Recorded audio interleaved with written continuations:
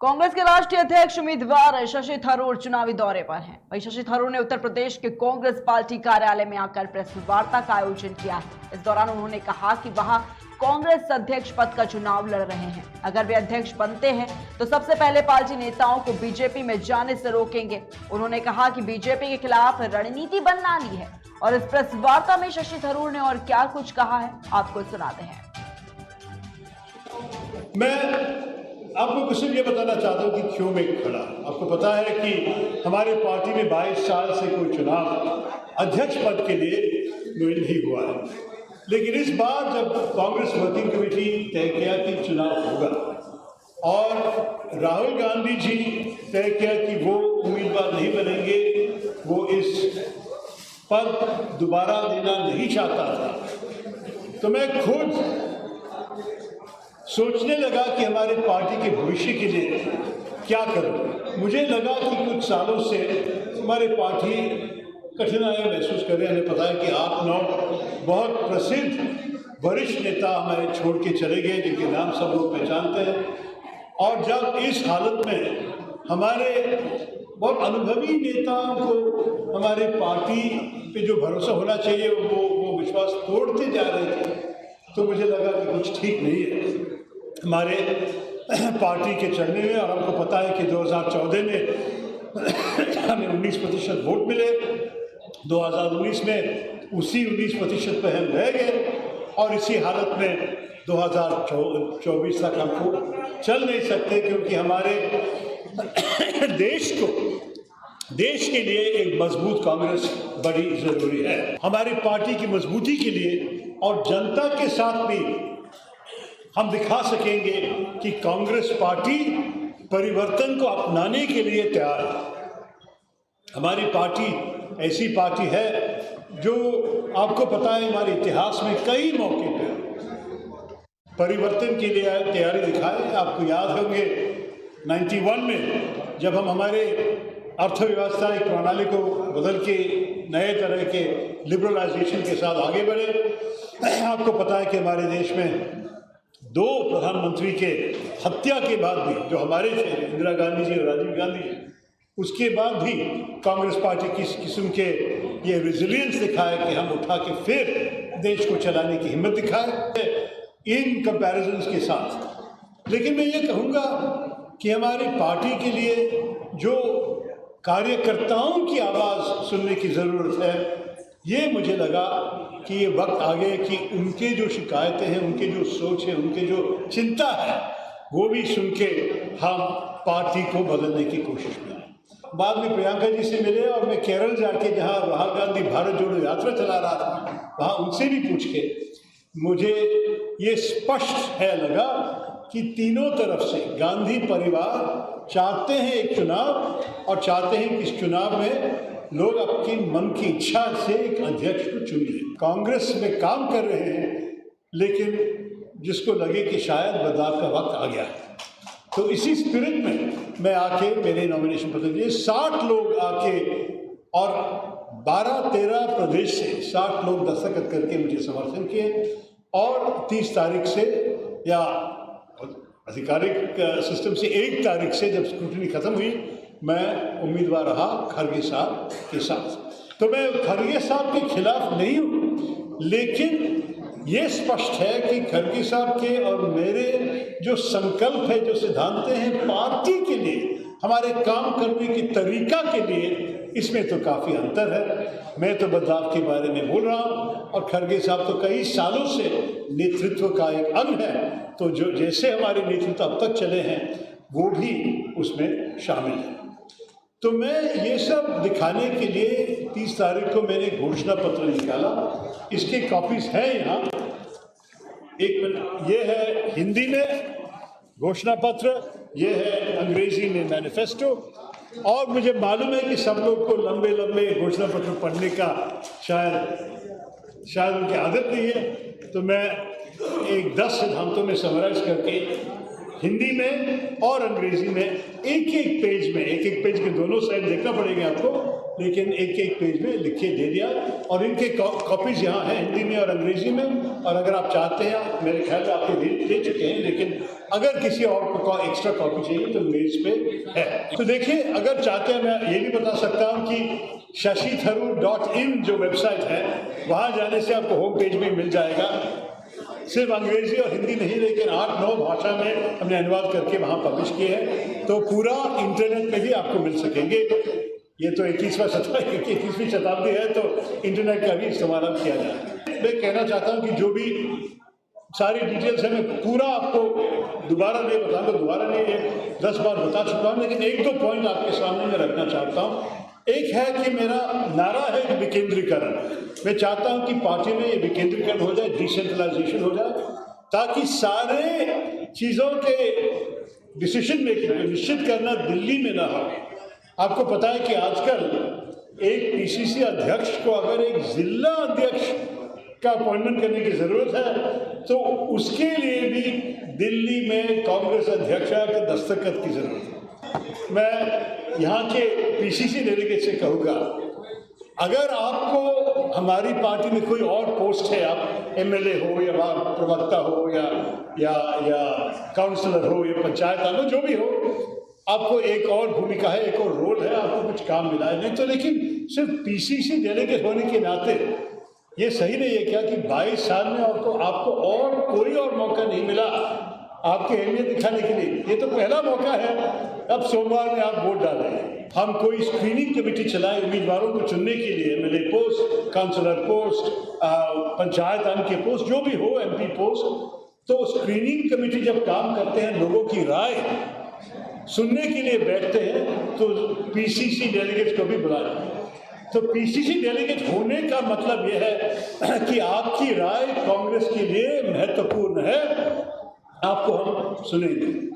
और मैं दूसरे कार्यकर्ताओं जो पीसीसी डेलीगेट हैं उनसे भी ये कह रहा हूँ कि मैं चाहता हूँ कि अभी हमारी पुरानी परंपरा जो थे कि कांग्रेस अध्यक्ष तक आपको एक्सेस होनी चाहिए, आपको मिलने में बिना कोई रुकावट से आपको मिलने का मौका मिलना चाहिए। ये हम दोबारा करेंगे कि हफ्ते में 1-2 बार करीब 2 घंटे के लिए एक कार्यकर्ताओं के लिए एक दरबार चलाएं, ताकि कोई भी बिना अपॉइंटमेंट के साथ आके अध्यक्ष को मिले।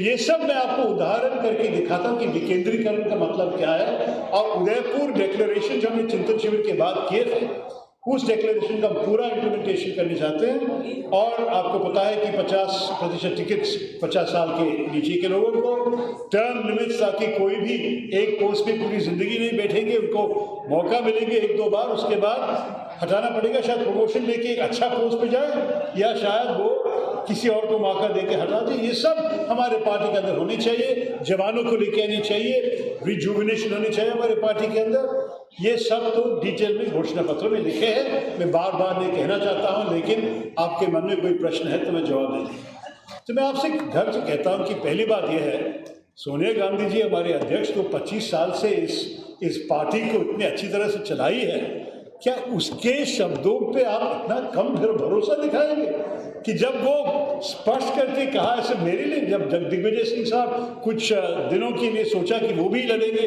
उनको भी एक उसने कहा कि देखिए आप लड़िए लेकिन हम निष्पक्ष रहेंगे। और मधुसूदन मिस्त्री जी जो चीफ इलेक्शन अथॉरिटी है, उनसे सोनिया गांधी जी इंस्ट्रक्शन दिया कि पार्टी के नाम पे आप बोलिए, आप प्रेस को बोलिए, माध्यमों को बोलिए और पार्टी के सारे अंग को बोलिए कि ये आपका अंतरात्मा सुन के आपके मन की इच्छा के अनुसार वोट कीजिए, हम निष्पक्ष है, कोई आधिकारिक उम्मीदवार नहीं है। सो ये नेतागिरी करने वालों को बोलिए ये ठीक नहीं है। सोनिया गांधी जी जानते हैं उनका मन क्या है, आपको उससे बेहतर उनका मन जानना काफी कठिन बात है। क्या मधुसूदन मिस्त्री जी स्पष्ट किया है कि ये मतदान गुप्त मतदान हो रहा है और किसी को कभी पता नहीं चलेगा कौन किसी को वोट किया। सिस्टम यह है, जब आपको वोट मिलेगा आपका कार्ड और सीरियल नंबर दिखाना पड़ेगा और ये एक वोट कागज के नीचे भर के वो काउंटर फॉइल को फाड़ देगा, काउंटर फॉइल रिटर्निंग ऑफिसर रख लेगा। जो वोटिंग पेपर, बैलेट पेपर जो आपके हाथ में देंगे, इसमें ना नाम या निशान नहीं होगा, सिर्फ खड़गे साहब का नाम और मेरे नाम। तो आप अगर आपकी प्रेफरेंस, आपके मन की इच्छा इस कागज में दिखाए क्या टिक मार्क किए या नंबर 1 लिखे, जो भी आप चाहते हैं कि आप इसको चाहते हैं इस व्यक्ति को, तो इसके साथ आप बैलेट पेपर को बैलेट बॉक्स के अंदर डालेंगे।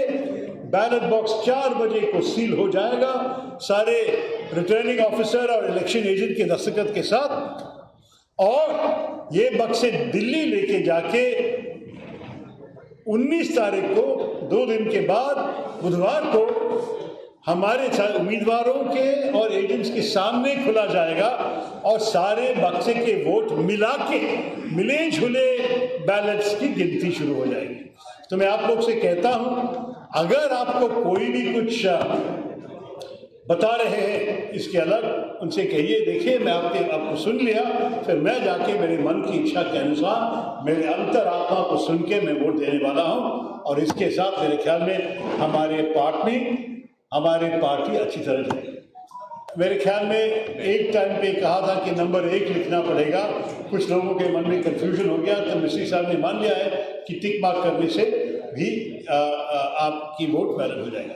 तो मैं ये अंत में ये भी कहूँगा, और ये गुप्त मतदान के बारे में बोलने के बाद, कि एक आखिरी सोच, और मुझे पता है कि सर आपका एक प्रश्न है, आखिरी सोच ये है, देखिए चुनाव है, कोई जीतेगा कोई हारेगा, इसमें मेरे ख्याल में कोई बुराई नहीं है।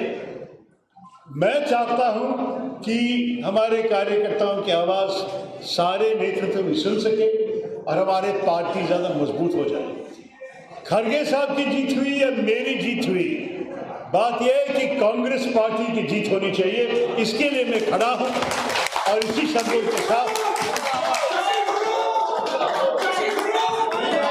ये क्या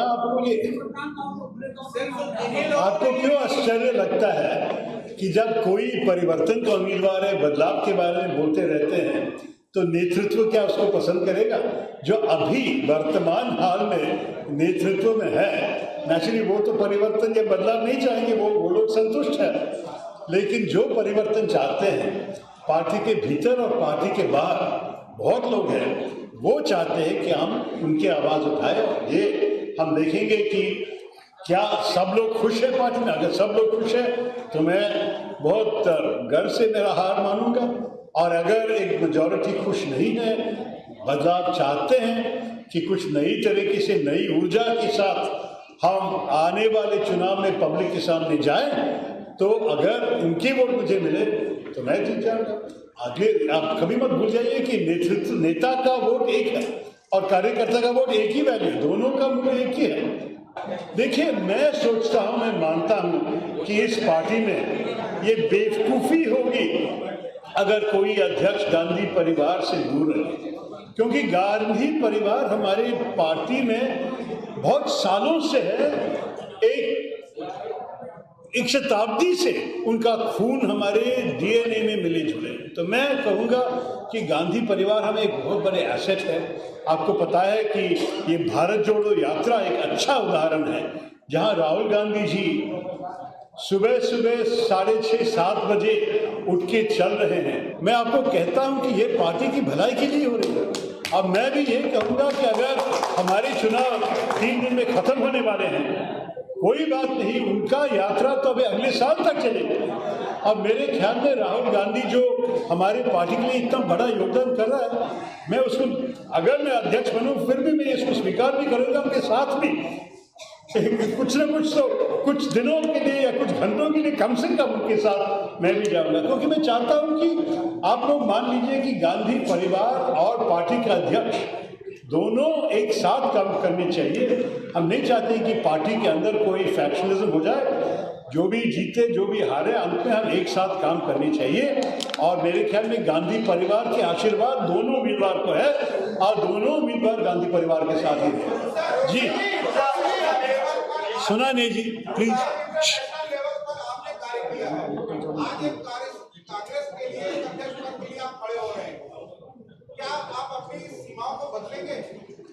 मेरी सीमाओं को कैसे बदलेंगे? तो भारत के अंदर काम किया कुछ सालों से, भूल जाएंगे मत कि मैं तिरुवनंतपुरम का सांसद रहा लोकसभा चुनाव लड़के, और मैं मेरे साधारण लोग मेरे मछुआरे जो हैं, मेरे आदिवासियों जो है, मेरे ग्रामीण देश के लोग हैं, उनके हित में भी मैं काम किया हूँ पार्लियामेंट के अंदर। मेरे पार्लियामेंट्री प्रश्न देख लीजिए, क्या मैं सारे अंतर्राष्ट्रीय चीज़ों के बारे में काम कर रहा हूँ? देखिए, मैं तो गर्व से कह सकता हूँ कि तिरुवनंतपुरम के इतिहास में कोई भी सांसद अब तक नहीं रहा जो मेरी लंबाई के साथ सेवा की है तिरुवनंतपुरम में। सारे एक दो बार जीतने के बाद जनता उनको हटाए हैं। इस तरह नहीं समझा कि जर्नलिस्ट ने कहा कि सोनिया गांधी जी उनको लड़ने के लिए कहा था, लेकिन वो 2005 के कर्नाटक पीसीसी अध्यक्ष के स्थान के बारे में बोल रहा था और ना कि वो बोल रहे थे कि 2022 के कांग्रेस अध्यक्ष। तो उनके क्लैरिफिकेशन के बाद मुझे क्या कहना है, वो सच नहीं है। वो ही मान लिया, मिस्त्री जी मान लिया, गांधी परिवार स्पष्ट में कह दिया कि वो निष्पक्ष है। तो आप बार बार इस पे कोई शक मत कीजिएगा। मैं मेरे आंखों से मैं देखा, मेरे कान से सुना। देखिए, राहुल गांधी को ही प्रश्न पूछा गया और राहुल गांधी खुद ने कहा कि ये एक अपमान है हमारे पार्टी के वरिष्ठ नेताओं को कि आप सोचते हैं कि इन लोगों को रिमोट कंट्रोल कर सकते हैं। तो जब राहुल गांधी जी ने कहा तो उसमें क्या ऐड करिएगा?